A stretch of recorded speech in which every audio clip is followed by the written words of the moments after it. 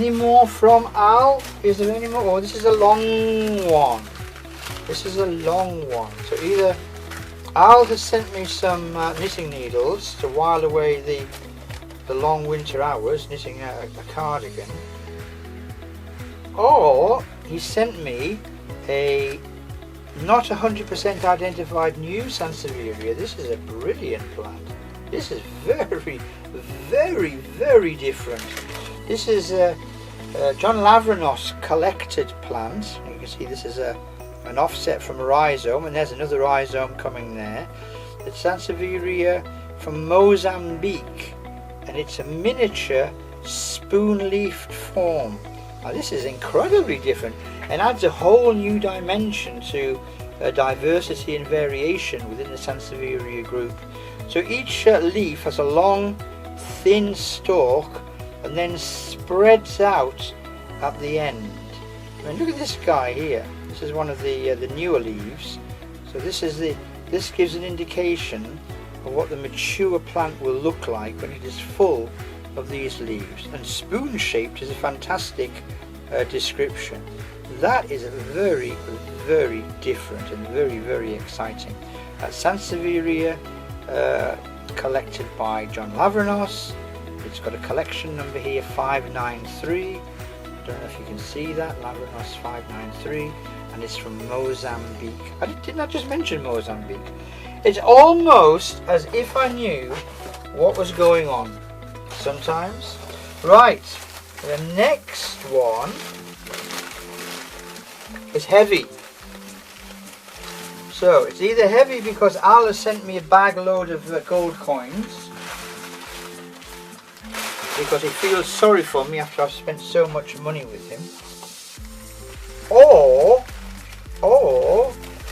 well, I don't know why it's heavy. Is the honest answer?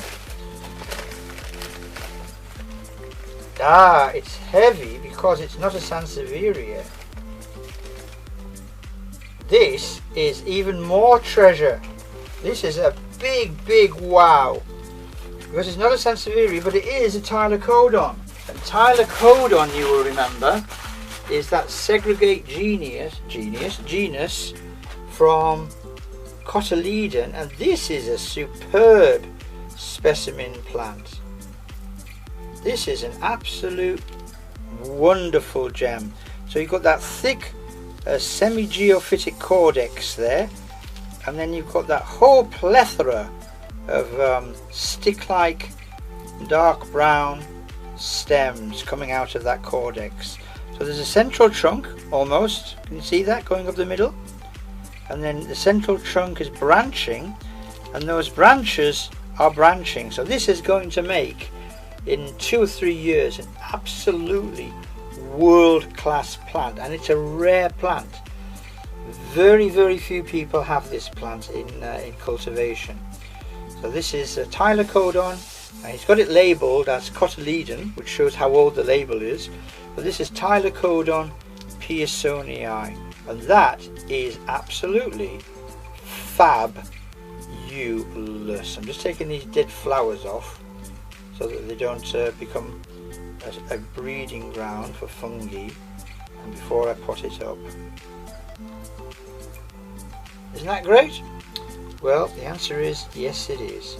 Tylocodon pearsonii. Right, is there anything more from Al? Well, you know what, there is. In this next video, we have another one of those lovely long Sansevierias that give such height to the collection. And this is another one that Al says, I know what it is, but I can't prove what it is. And this is the Sansevieria intermedia. And look at that great long rhizome there. So this is going to need a really nice long deep pot. And the thing about Sansevieria intermedia is it's kind of, well, intermediate between plants like Sansevieria cylindrica, Batula, and those kind of rush-like looking plants. And that's long. I mean, that's about that longest leaf there, that young leaf coming up there now. That's about 35 centimeters, and that really, really massive, thick rhizomatous growth at the bottom. So you can see exactly where it's come off from its parent plant.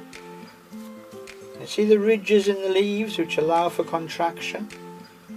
So there we are, Sansevieria intermedia. It does have an ID. It's PF1084. So I'll look up 1084 and see if I can identify what it could possibly be. Right, there's one left, and the one that's left is another long one, but a very different one. And this is a Sansevieria which is related to Sansevieria bella. And you can see it is already starting to put out adventitious roots from here, and it's branching in a range of directions.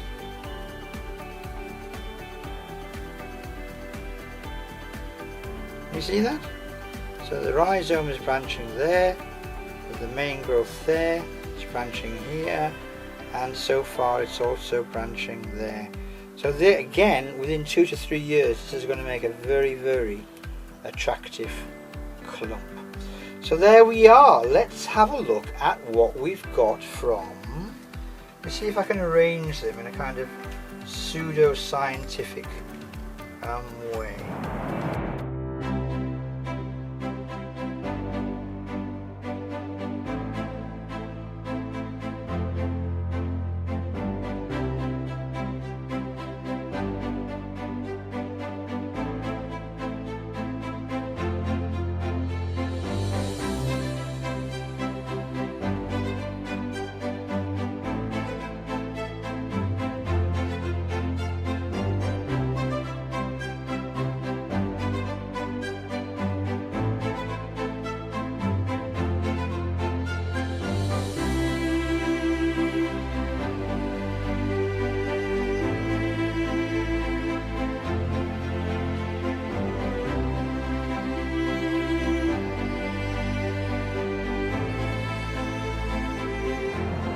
Okay, so the most recent unpacking was that Sansevieria intermedia, which has got that huge rhizome there, which is going into a central point and developing up into very, very, very, very, very, very long leaves. That was that Sansevieria intermedia, against a backdrop of a huge number of completely unrelated Echeveria. It's a lovely plant, that very, very, very statuesque. Okay, we'll put that one down. Okay, the next one was that the one I just showed you was that Sansevieria from Tanzania, which is probably related to Bella. And this is east of Chamala, Chmala, and I do like the way it has a long stalk, and then the actual rosette, it's a very loose rosette of course in Sansevierias, but the rosette is actually on the end of that long stalk. Hope you can see that. There, the lighting is a bit better there. You see that? Okay, so that's a Sansevieria affiliated to Bella from Chamala in Tanzania. And then another long one, I'm pleased I've got some long ones and not just rosette ones. Another long one is this, the one that Al described as having spoon-shaped leaves, and they're very, very spoon-shaped. I mean, look at that. And this is the one that was collected by John Lavranos in East Africa, and this one is actually from Mozambique. Okay. I'm going to do some research on spoon-leaved Sansevierias when I finish talking to you. Then there were 3 rosette forms. There was this this little Francisci,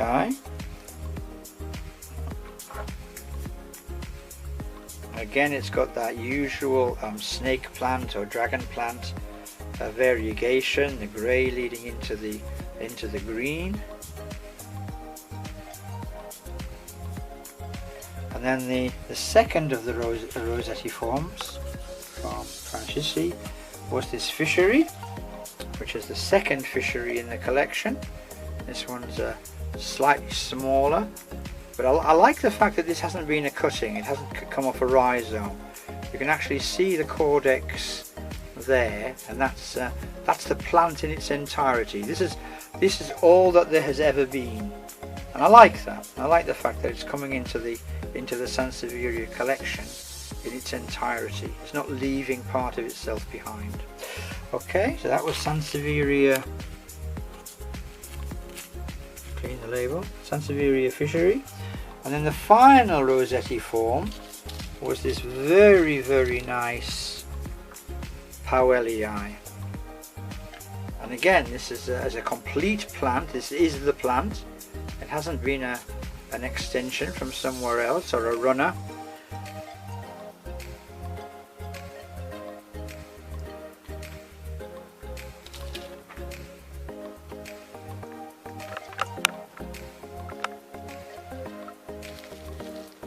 And then finally we have this lovely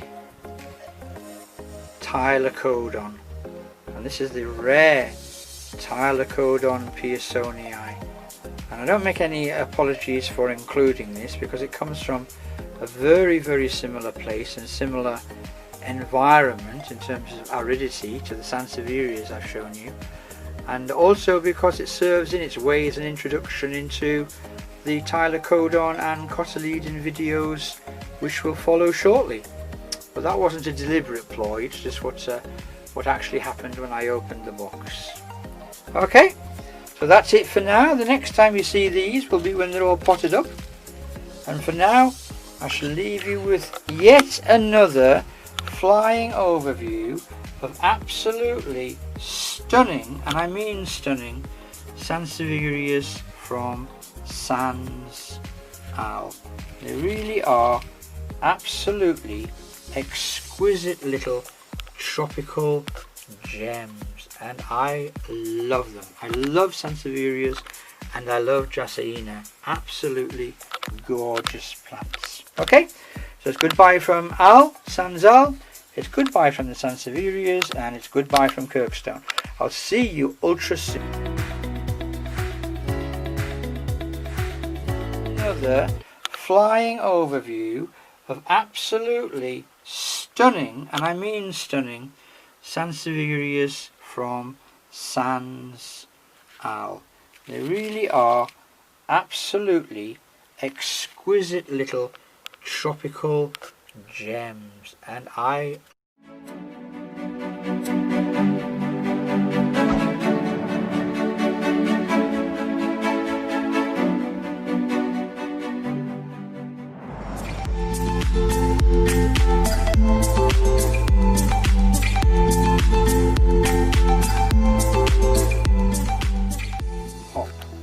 And as this is a seed grown plant, not a plant which has been propagated from rhizome,